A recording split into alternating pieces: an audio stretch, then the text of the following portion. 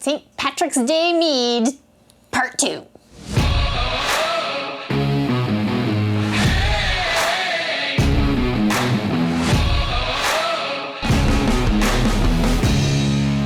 So this has been sitting for about 2 weeks. We're going to take a reading on it today with a hydrometer and see if it's done. As always, when we're doing a reading, I like to take Mead and get it in there. Now we have a lot of stuff floating at the top here, and we're talking about a couple of things with this particular mead. All right, so a couple of things you want to take into consideration when trying to get a sample from something such as this.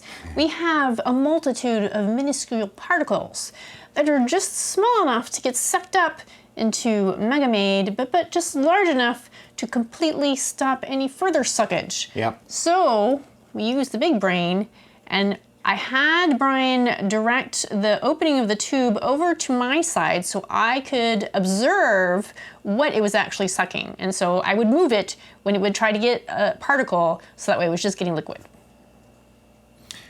The reading is 1.002, by the way, which means this is probably done. However, because we want to do something interesting with this, and it started at a 1.088, I'm not convinced that I want to just let it end there.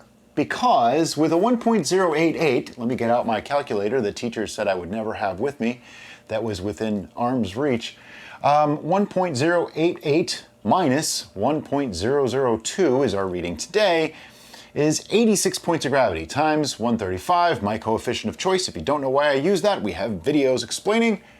That gives us 11.61% ABV.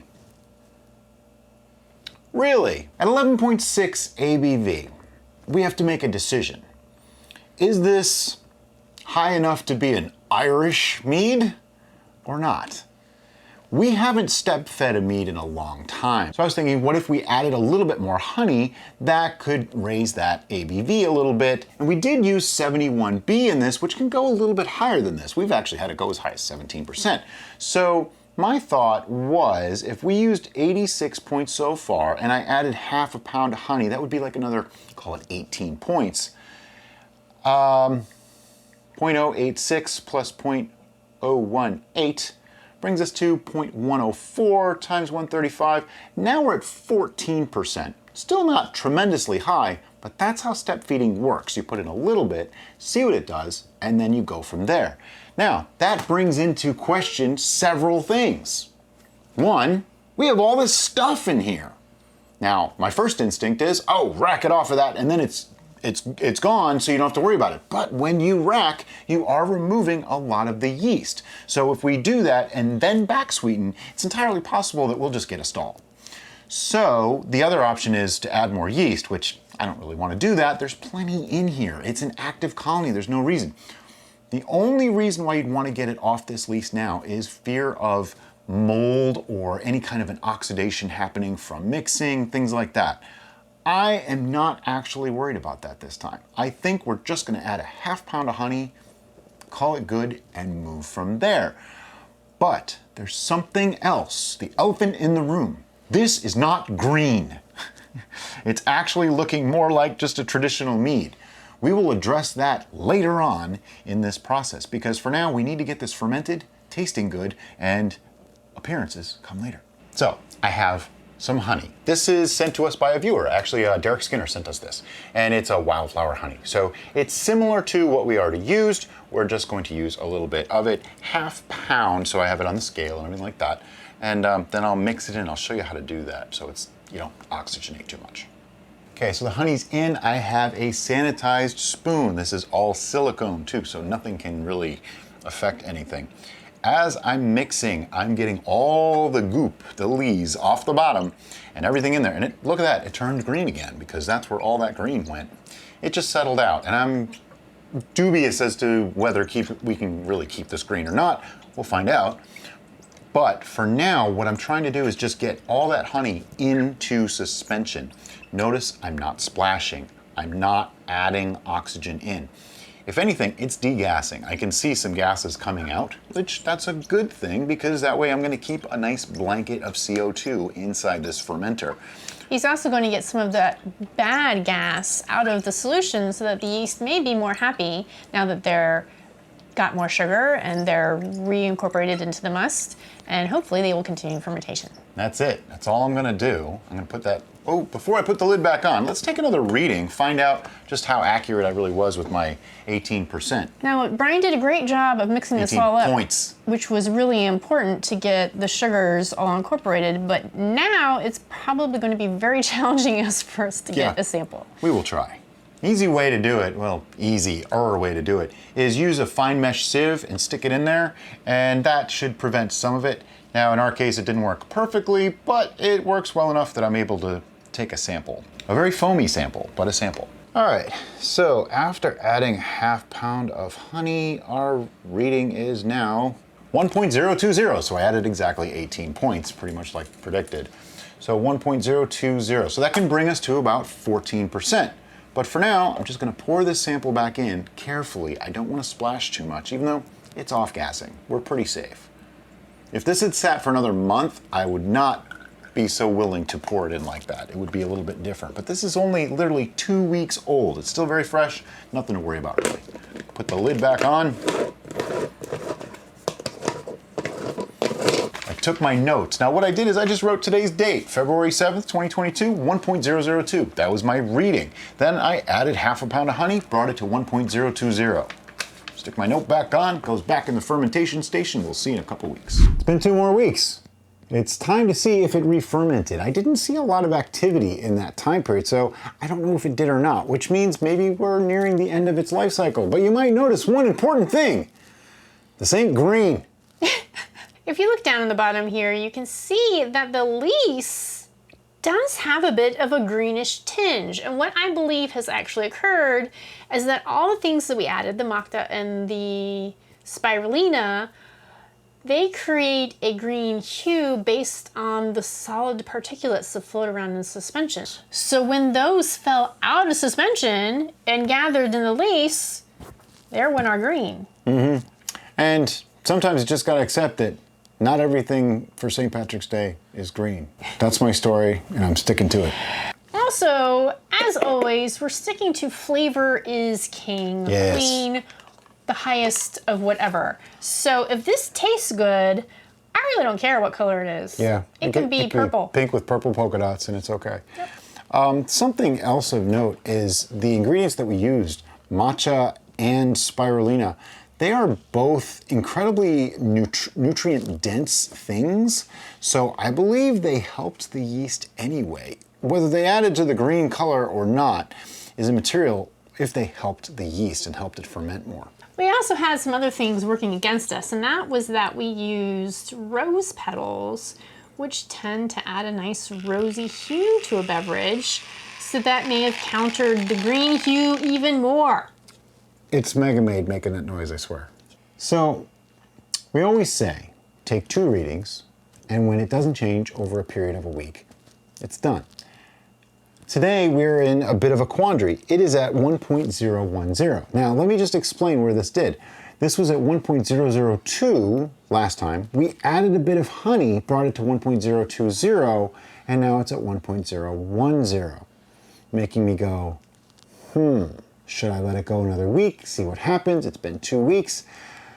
An easy way is let's calculate the ABV and see how close we are to the tolerance of that yeast. So I have my calculator that teachers in school always said I would never have handy. It was in my pocket right here.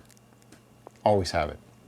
I know that joke is old and it never gets old to me because I just laugh at that every time. 1.088 minus 1.002. That brings us 86 points. Then we added 18 points and it fermented another 10 of those. So I'm gonna add 0.010 to that, giving us 96 points of total gravity fermented. Times 135, my coefficient of choice, gives me 12.96%. We used 71B. I know 71B can go higher than that. However, because we have so much stuff in here, is it entirely possible it's really done? Yeah. We have another test we can do, which we don't normally do, so I think this would be a good time to implement that test, and that would be the taste test. Tasting glass. Perhaps that statement needs a little clarification, so let me give that to you, shall we? We have two problems. One of them is that we think it has the potential to ferment more, and the other problem is we have a lot of solids in here that may need to remove because they may have given enough of their flavor already. And we don't want to have a chance of anything getting moldy or going bad. So because we're on that borderline, we're gonna do a taste test and see, does it need adjustments or does it maybe need more time? The smell is really interesting. Now, if you remember, this is our St. Patrick's mead. So in my brain, I wanted this to taste like an Irish whiskey. Sorta. Adjacent. Oh, it smells really good though. Yeah. Now this has wildflower honey, fermento, spirulina, matcha, citrus zest, elderflowers, and rose petals. This is really interesting. It's a great combination. It's very floral. But it has some fruitiness too. But it's elder flowers, not elder berries. I was just. She must like it. She doesn't do that unless she likes something. The smell is really interesting. Now remember, this is like 4 weeks old right now, so. It doesn't taste anything like Irish whiskey. Nope. But I'm okay with that. Tastes like a flowery wine. It tastes citrusy to me.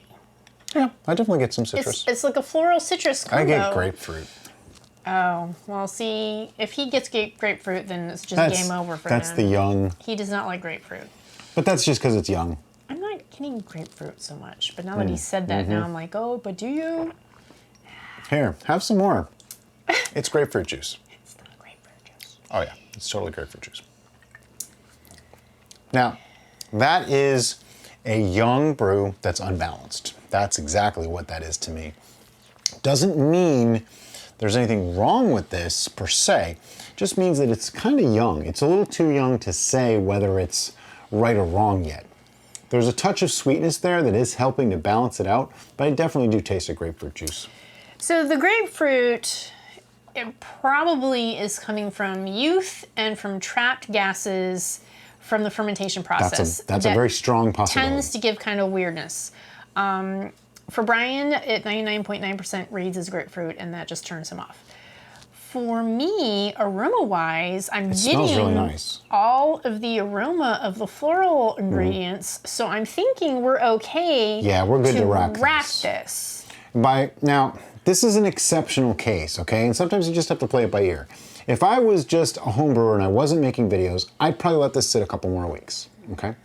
However, we're making videos and we do want to get the content out to you guys sooner, and I don't think it needs any more extraction of those flowers.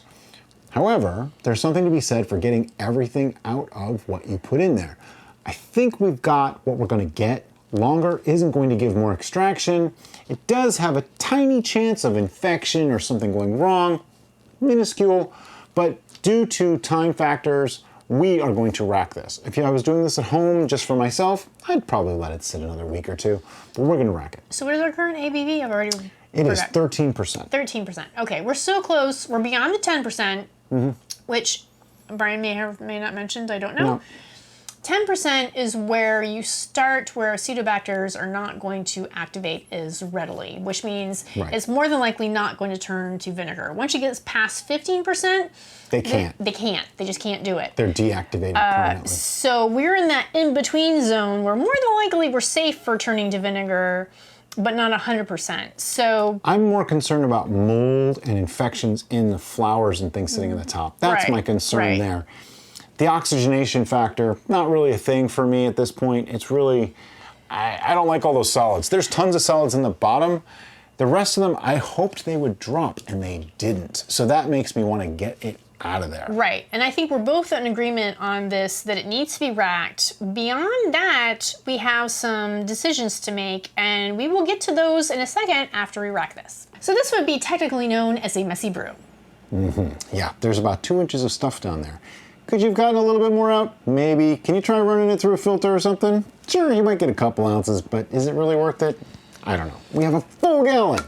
Risk versus reward, people. This is our reward, so let's ditch the risk. Now, we talked about this while we were getting ready to rack. we said, what does this need? So my brain was thinking, okay, I wanted this to taste like a whiskey. It doesn't taste like a whiskey. It has some weird flavors. Brian was getting the grapefruit. I know that's just youth and off gases that are going to escape because we've racked it now. Does it need more sweetness? Maybe. Does it need mellowing? Maybe. And then Brian said, It needs oak. please. And whiskey gets oaked, so it makes sense. We used Ken from Barrel Char Products, sent us all kinds of stuff. I have samples of his stuff like crazy. And this is one of the heavy char oaks. So I thought that sounds perfect because that is something that's needed. It's out of balance. It doesn't have enough tannin. There's not enough mouthfeel, and that's where that grapefruit really just cuts through that and makes you, it doesn't work for me. But adding some tannin to this would add mouthfeel, breaking back that grapefruit flavor. So normally we would do additions to this and then oak age it later, but It's a St. Patrick's Mead. It's the end of February. I We only got 3 weeks. we're running out of time. So what I did is I took a mason jar and some hot water, and I put that stick in there to release a little bit of the tannins and sanitize a little bit. And I'm just gonna take it and drop it right in. Ooh, Yeah, it's hot. Told you it was hot water. I'm sorry, I didn't mean to burn you. It's all right. So, and I just dropped it right into the brew. And now we'll just replace the airlock, and that can sit for about 2, maybe 3 weeks. I'd normally like to age it longer with the oak, but in this case, we'll test it in like 2 weeks and see how it is. I don't want to be late for St. Patrick's Day. It's important. But we'll see you then. All right, so a couple more weeks have gone by, and our no longer green St. Patrick's Day mead is ready to be tested, let's just say, because when we last left it, we oaked it. And well, when you're oaking things, it's always good to take a little taste now and then and find out how it's doing. So I'm just gonna take Mega Maid and get down inside there and take a little bit of a sample, just like an ounce or two, and put it into a glass. Maybe a little more of a sample than that. That's just not enough. So when you first took the lid off, I wasn't really getting any aroma, but now that I'm sitting here, I'm like, oh, Yeah, it smells pretty good, that actually. smells good. Now, if you recall, this was meant to be reminiscent of an Irish whiskey, okay? Don't know how much like an Irish whiskey it's really gonna be, but you know, it's a fun project anyway. We're just making mead here, right? The green color, I'm just giving up on it. I'm not even gonna bother because, I mean, sure, there's artificial ways to do it, but what's the fun in that? I don't like doing that. Instead, I'm looking at it and saying the spirulina and the matcha, they added nutrition for that yeast. That's exactly what they did. So that's my story, and I'm sticking to it. It smells a lot like another mead we made. It does. That in 1 year was amazing. I'm hopeful. Do I get the honors? You get the honors. Now this is young still, don't forget. This is only a couple months old at this point, like not even 2 months yet.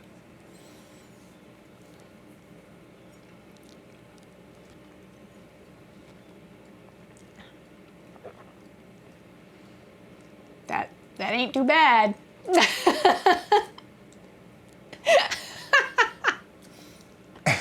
Okay, if this was like 40 proof, or 40% alcohol versus the like 12 that it probably is, it would taste like Irish whiskey. It really would. It has a lot of the same notes to it. I was afraid that the oak hadn't really permeated yet, but I think it did. Yeah, I'm getting that distinctive woodiness Oh, yeah. that you can't have another word other than woody for it. And I don't want to make it sweeter. No. It's 1.010 right now, so it's actually got a little bit of sweetness to it. It smells sweeter than it tastes. It does. But there's definitely some honey flavor coming through, but we're gonna save all the rest of that for the tasting. Suffice to say, we do not need any additions for this one before it gets bottled. Okay, so in addition to our usual racking rig, which is an auto siphon, you know, with the tubing and all that, we also have a sanitized, this is actually a beer bag for making brew in a bag beer. And we just sanitized it, so it's clean, and put it over the pitcher itself. So that way it's gonna catch all the little gunk. Now this is a really nice fine mesh, and it's fraying on the edges is all. It's just falling apart, you know? Things get old. It's not falling apart. Yeah, it is. It's falling apart. That's my story. No, it's the seams just coming apart. Okay, let me just get this.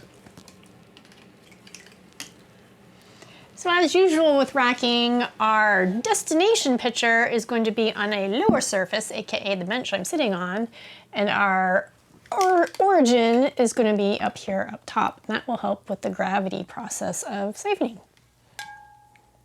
Now, I'm leaving the cap on this time because there's a lot of stuff in here, and I don't want this in our bottles. So, yeah.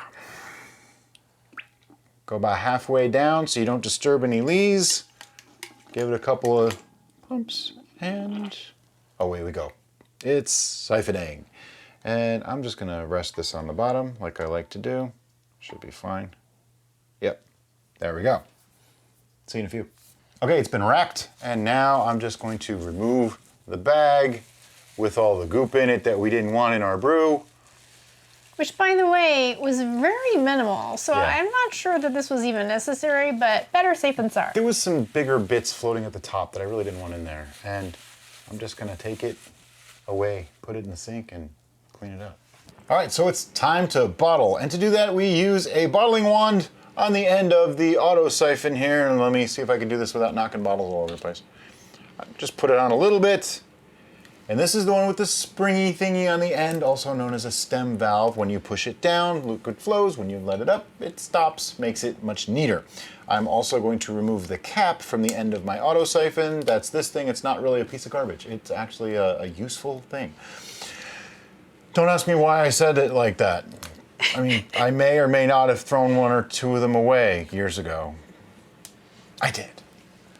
Okay, so just like siphoning, we put a bottle down there, we stick that end in there, this one goes in the source, and I'm gonna move it over here just for ease of doing it. Derica is applying pressure. If you don't apply pressure, you're just gonna push air into your bottle, not a good idea. And then we just get the siphon going, and there you go. We'll see you when bottling's done.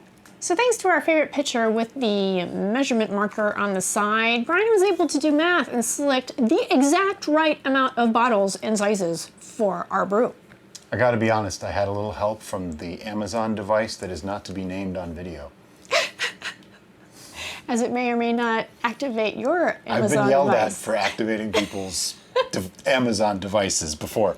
It's even full right up into the neck in the taster. Now, what do we do with all these? This one we're gonna taste in just a couple of minutes.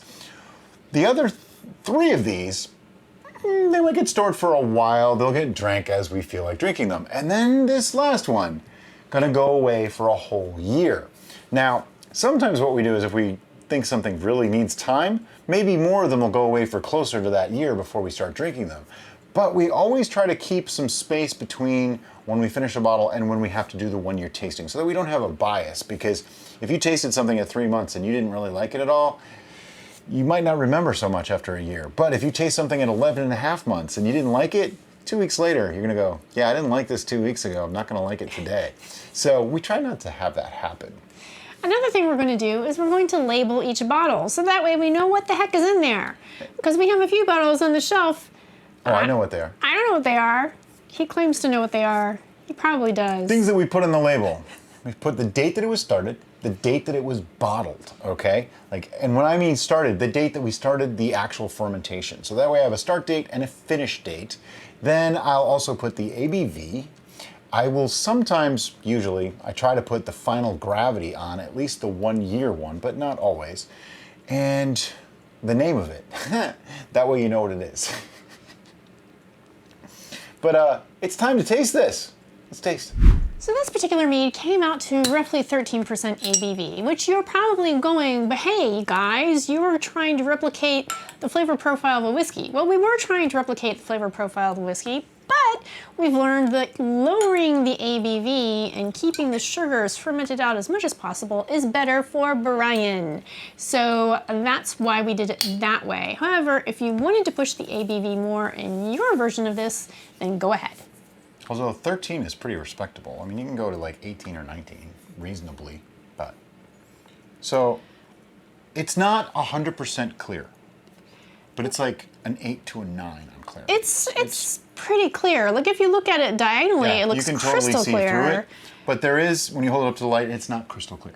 That's what I'm saying. It's like an 8 to a 9. There's very, very, very minute particles still in suspension, more than likely from the matcha tea. So, had I left it another week or two, it probably would have cleared up. but it might not. And that's okay, because we don't prioritize clarity in what our version of our beverages are and our pleasure of our beverages. We prioritize We want it clear as much as the next person, but flavor. it's not the end-all, be-all. Let's put it that way. You can't taste clarity, especially when it's this clear. You can't taste the difference at that point. If it was like mud or pea soup, then yeah, you know, we try to clear that out a little bit more. On the smell, I'm getting all the things that were introduced. Strong astringency, too. There's almost like a... It's almost lemony. Yeah, the citrus definitely is coming through. I hate to mention the G word. Grapefruit. Oh, I'm not getting grapefruit. Ever so slight. It's a fruity smell that's kind of almost a sweet and tart at the same time, and that's what grapefruit comes across to me. I agree with you on your earlier comment about it smelling sweeter than it tastes. It certainly does smell It smells sweet. really nice and sweet. Now this has rose petals, elderflowers, not elderberries, citrus zest, matcha, spirulina, and wildflower honey. Interesting. Definitely has a floral note, definitely has a citrus note. I'm gonna taste it.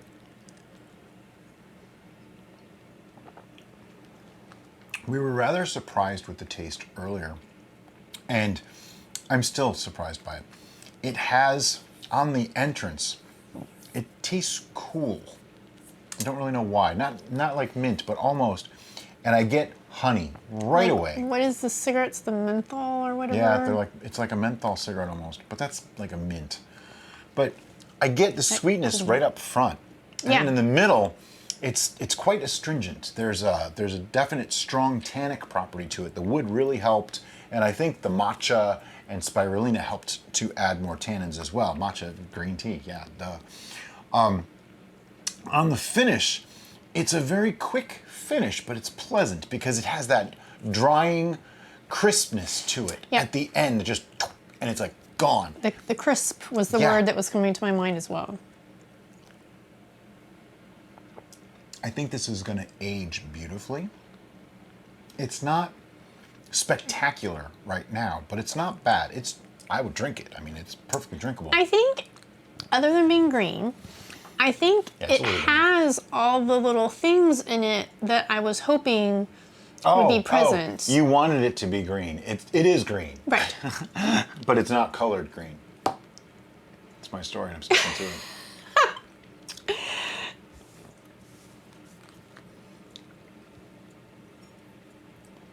But yeah, I think flavor-wise, the profile is pretty much there. It's dialed in really, really nicely. Yeah. I really enjoy that the very first note you get is a honey sweetness. It doesn't linger, it doesn't feel sweet in your overall experience, but at the very beginning, it's like, this is a mead. And then it continues, and the meadness is gone, and it's more like, oh, this is flowers, this is citrus, this is my hairband is falling out. If I had a bottle of Jameson's, I would taste it next to this because this tastes like Jameson. Yeah, yeah. It would Not be just any nice. Irish whiskey, it actually tastes a lot like Jameson. And I think when we do the 1 year, we'll have to just go out and purchase some Jamesons just so we can compare then, because I think that would be just for that reason. for science. Because I think it would be more appropriate to try them side by side then. Yeah, after a year, I think it's going to be pretty amazing. Color-wise, it's actually already there. It's a little dark for a whiskey, to be honest, but Yeah. the tea, I taste tea a little bit in it. Like a I black do tea. too. It reminds me of some of our tea meads. It actually reminds me very much of Yakida. It's quite similar to the Yakida. Well, Yaki Da's right up there. Do you want me to just chug this and we can do a comparison? You don't have to chug it. I'll just get another glass. Now, Yakida has a more fruity note, but there was another. Didn't we make another?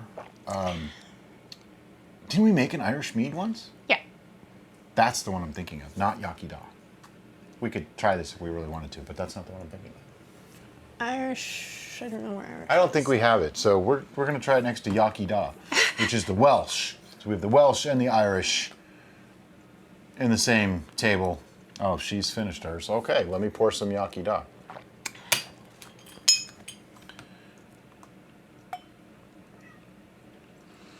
Now, if I remember correctly, which I'm going primarily This is off 1 of year old, color, by the way. I believe Yakida had elderberry Yes. in it because we were going for the medicinal properties Yep. of the different elements Yep. that we had in there, where this has elderflower. Yep. Well, I'm going to smell them both. The dual swirl. Check it out. Oh, these are completely different. They're not the same at all. You're probably thinking about the Irish. I was thinking of the Irish mead. Oh, yeah. Completely different, just on the aroma alone. Yeah, it was Irish mead that I was thinking of. Yeah. It's very reminiscent of that. However, the Yaki Da is pretty freaking amazing. Just saying. Wow, that is good. Especially a year-old aged versus a green. So different. That said, this is pretty darn good. I can see having this with food. I don't know that I'd drink it all on its own, though. So that one, to me, smells better than it tastes. And this one tastes better than it smells. The St. Patrick's mead smells better than it tastes? Yeah. I really enjoy the aroma of the St. Patrick's. Really? I do. See, to me, that grapefruit note is just kind of coming through, and that ruins the smell for me. I'm not getting I like grapefruit. the smell of that. I'm not getting grapefruit. I'm sorry. All right, you don't have to apologize. It is okay. I'd rather I wasn't getting it, so yay you. All right, well, it's time to put some numbers to this. So, our scoring system is thus. 10 means if I had my pick of all the meads that we've ever made, this would be the one. That means it's a 10. And if it's the one that I would pick of all the meads that I've picked better than that, then it's an 11, like my spiced metheglin. But on the opposite end of the scale, we have 1. 1 basically means you'd probably dump this one. Like, actually, you'd definitely dump it. 1.5 means you'd probably dump it. 1 means you'd dump it. It might be toxic, could be dangerous, that kind of thing. And then we have varying levels of awesomeness to ickiness from 1 through 10. Well, 10 through 1 at that point, but you get what I'm saying. So, that way we use the whole gamut. And now that I've talked far too long explaining how 1 through 10 works, let's actually put some numbers on this. I'm ready. Which means I have to think about it. I used all my brain cells to explain the 1 through 10. Wasn't thinking about a score. That is a sad commentary, Yeah, ladies isn't and it? gentlemen. All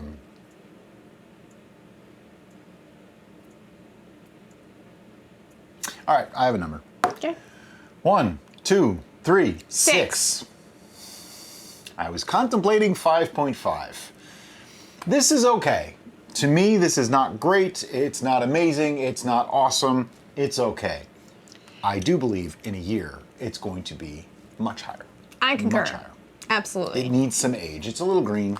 It's got a little rough notes here and there. And part of the reason why I am emphatically saying that is because of how much I'm enjoying the aroma. Now, Brian keeps talking about the grapefruit. I'm not getting grapefruit at all, but that doesn't mean that he's not. So don't discredit Brian, okay? I am just saying that typically when... Actually, I'm the one smelling something. You're not smelling it, so technically you'd be the one that they would discredit. Sure, we'll go with that story. But typically when I like something, the way it smells a lot and the flavor just isn't equaling up, once that year comes around, I'm a much happier person. Oh, yeah. And I'm gonna take Fey wine as a primary example of that. I, from the very beginning, loved the aroma of Fey wine, but the flavor just wasn't ever catching up to quite, it. 1 year later, I was a much happier person. Oh, yeah. Yeah, and like, you know, we say it all the time. Time heals all brews. Does it heal all, as in every single time? No, of course not. That's just ridiculous. But in most cases, if you add age to something, it's going to be better than it was. Does that mean it's going to make it perfect? Debatable. We have seen some that I really was not looking forward to tasting again that turned out to be amazing meads and brews and wines, whatever it was. after a year, 1 year. Now, if you let it go 2 years, would it be even better? Possibly. If you let it go 3 years, would it be even better? Possibly. There is a certain point at which you get, the returns start getting less and less and less. And it's somewhere between the 2 and 3 year mark is when you got the most you're gonna get, according to most people. And beyond that, it starts going down. Does that mean that a 10-year-old mead wouldn't be amazing? No, it just means, is it gonna be that much better than a 9-year? Probably not, is the point. The diminishing returns.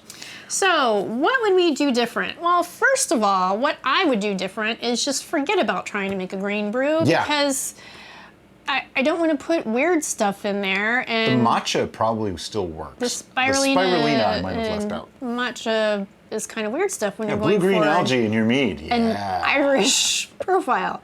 So you don't taste it though. Right. So I might have just left those out entirely, and because we'd have limited nutrient for our yeast in that case, if we didn't add fermento, which we did, I would definitely do, but we already did. I just glanced at our notes over there. So it'd be good to go. Another thing I might do is I might let it oak a little bit longer. A few more weeks. Or I think we did French oak. I might even switch that out to our new favorite oak, which is Amburana. Yeah. However, we haven't tried anything with Amburana yet. We've started oaking with it, but we haven't tasted it yet. That's true. So I don't want to say that. And we did French oak because it's the closest thing to, actually we did white oak for this, I believe, because this is a whiskey, so we used American oak. Ah. It just says oak, it does not say French oak on the thing. Yeah. We tried to do as close to a whiskey as we could. Well, then maybe I would have gone to the French oak because it's really yummy. The French oak would have added a little bit more sweetness, it would have rounded this more. And could we have left it longer on the oak? Absolutely, we totally could have, and that's so subjective. You could leave it 3 weeks, 3 months, a year. Got to call it at some point. When we tasted it earlier, it tasted pretty good, so we call it and move forward. That's exactly what happened. But yeah, I think it's pretty decent. I think in a year it's going to be great. I do worry about oaking it longer because there was such a strong astringency and tannic property already. However, like she said, if you leave out the spirulina and the macta, you got me saying macta, it's matcha. If you leave those two things out, then I think it would need more oak, most definitely, to keep the oaking property going and keep that tannic property going to match the astringency that it has now. Yeah, that made sense. It sounded really good in my head. Hopefully it made sense as it came out of my mouth. But anyway, yeah, this is pretty decent stuff, guys. And I think in a year, it's going to be pretty amazing. So I hope you've enjoyed this travel along this experimental brew to celebrate St. Patrick's Day. And I hope you have a very happy St. Patrick's Day yourself. And as always, guys, thank you so much for watching and have a great day. Bye-bye.